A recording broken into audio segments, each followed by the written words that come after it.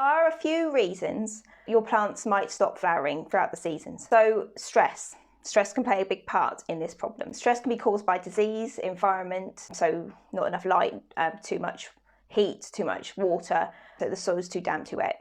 Too dry as well. That can be the other stressing factor if it's too dry, too wet, too dry. Not enough light, too hot. Or if they need shelter, if they need support more as well. These can all be stressing factors, and they can all of them and more, affect your plant's flowering as well.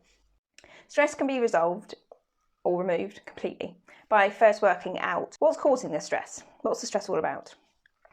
This, in fairness, can apply to our lives as well, not just plants. Wrap around my leg. It's a cable. It's fine. It's not a snake. Is the plant healthy? Is it green? Is it vibrant? Is it looking grey and sad? So these are all clues that the plant's stressed. You know what your plant should look like. Well, hopefully, if you've grown it for more than a year, gone through maturity, you kind of know what it should look like and what it shouldn't look like.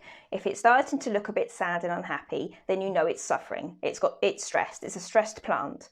So as I say, is it an unfavorable favourable environment? Is it too hot, too cold, too wet, too dry? That sort of thing. Is it an unfavourable environment? Is it damaged?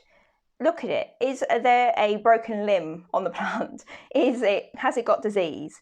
Yeah, just observe. That's the best way I can say to manage your garden. Just observe. So, as I say, these are all clues that your plant is stressed. And unfortunately, usually getting ready to die.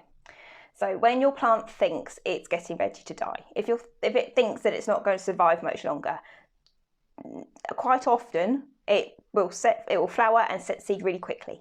So the flowers get pollinated quickly and it will go straight into seed. Now this is to, as you can probably imagine, this is to prolong its life, to have babies, so to speak, to grow more plants, to keep itself going. So it'll set seed really quickly. Once a plant sets seed, it won't flower again. Now, in a plant in a stressed situation, it will not flower again until it's happy and healthy. So once you remove the stress factor and the plant starts to recover and it becomes happy and healthy again, then it will start to produce more flowers.